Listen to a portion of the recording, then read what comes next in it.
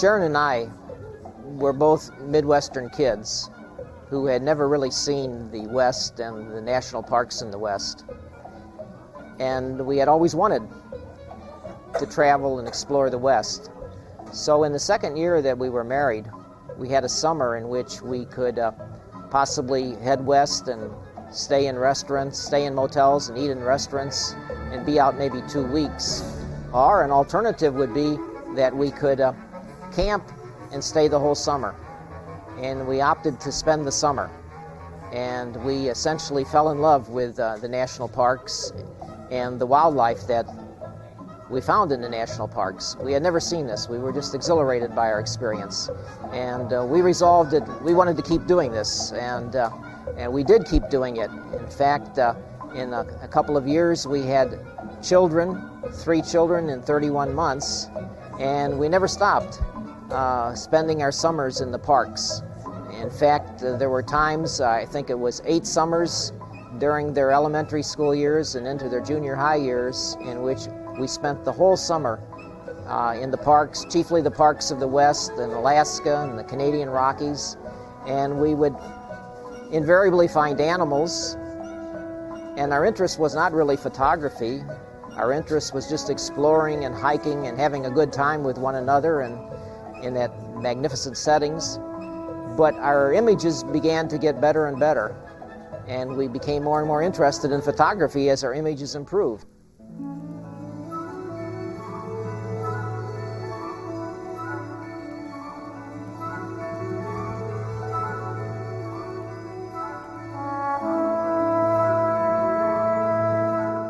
It is an art form that we can do. We're not painters, we're not drawers, we're not sculptors, but we can do this and find it very fulfilling and give pleasure to other people through it. I think it's a little bit of a worshipful thing for us. The creation is incredible, and we get to enjoy seeing it and celebrating it through the pictures we take and revisiting them again and again and again.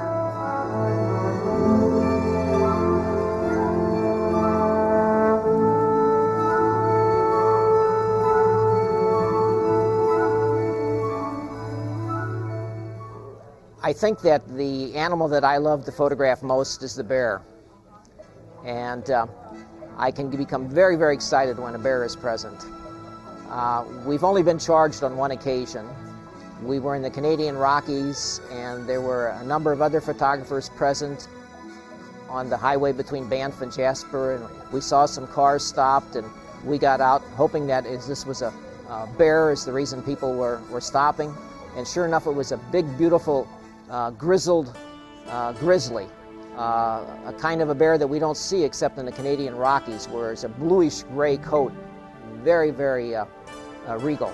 And there were some cinematographers who I think were professionals, and they were far too close to this grizzly.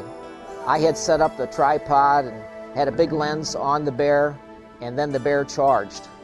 And I knew that when a bear charges, 90% of the time it's a bluff, but let me tell you, that charge looked so real. There was nothing bluffy about it from the way I looked at it. But it was a bluff. He stopped, but meanwhile the ranger had become very, very anxious and ordered us all back to our vehicles. And as we're walking back to our vehicle, Sharon and I are talking, and I'm saying that all happened so very fast, I had no idea as to whether or not my finger was on the shutter. So we back to Kansas, I discovered my finger was on the shutter. In fact, I was taking pictures, but I did not have it in the predictive autofocus mode. So because the bear was moving, I probably had a very good image of the back end of the bear, but of course the head was in the way, and that would be an example of images that most of the images end up in the waste can. That's a story in which I don't have a picture up here. Many of the bears that are up on the walls in the exhibit were taken at Katmai National Park in 1 week. We shot 89 rolls of film that week, there were, I believe the census that the rangers said, I think there were 38 big brown bears, big grizzlies that were eating 60 to 75 pounds of salmon a day. And they were about, they weren't concerned about you, they were only concerned about the sockeye salmon and about the other bears. Well, my friend brought me down here to see this exhibit, and it's just fabulous. There are many photographs of wildlife. It's really a treat for the eye.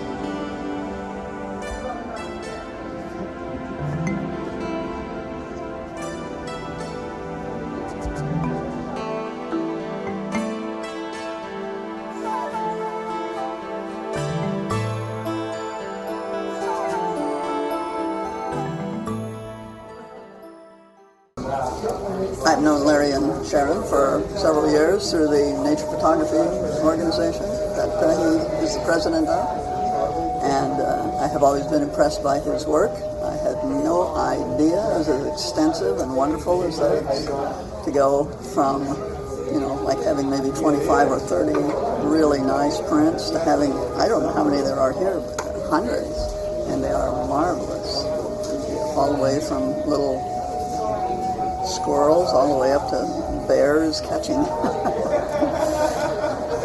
fish right out of the river. It's a marvelous exhibit, and from a photographer's point of view, it's very well done and quite exciting.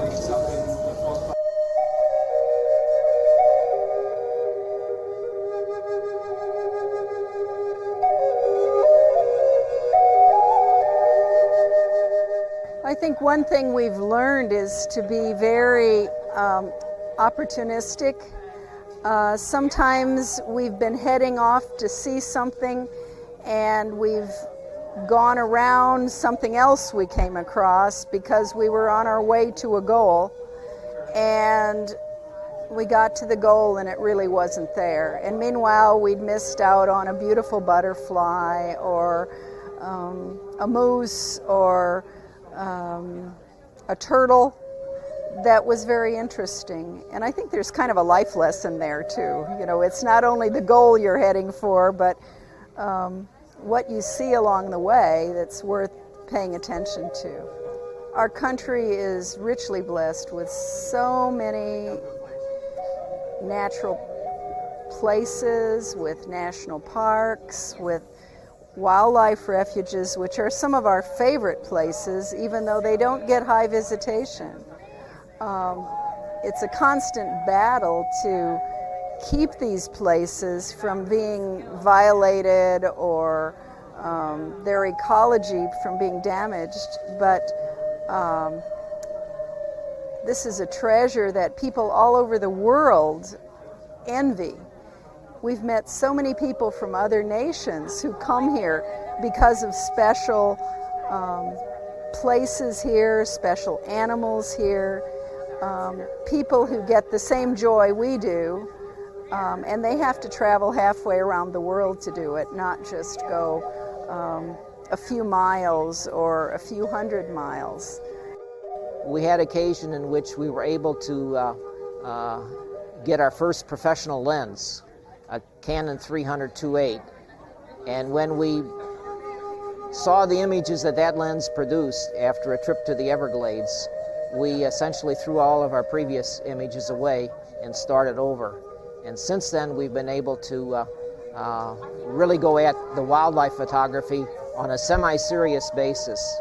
And what we have here in this exhibit is really the best of 20 plus years of visiting the national parks and the national wildlife refuges and some other places that are good places to see and photograph wildlife. So we're very, very anxious to be able to share these animals, their images. It's been a regular love affair for us, and it's a very personal kind of thing in which we've done this as a couple and we've done this as a family.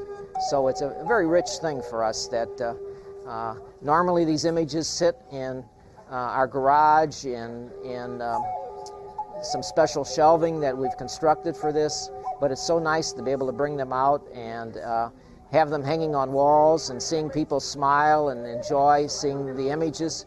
and giving us a chance to share the stories that each of these images represent when we were there and when we were able to get those images. We love this sort of thing.